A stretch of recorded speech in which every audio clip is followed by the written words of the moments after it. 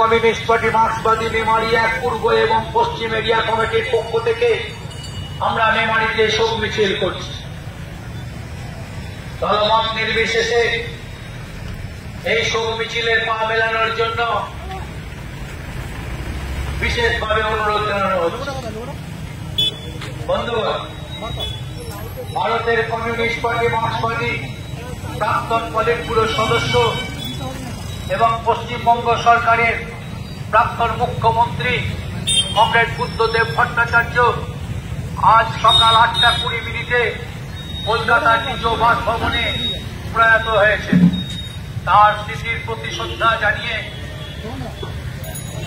আমরা আমাদের মেমারি এক পূর্ব এবং পশ্চিম এরিয়া কমিটির পক্ষ থেকে মেমারি শহরে শোক মিছিল করছি।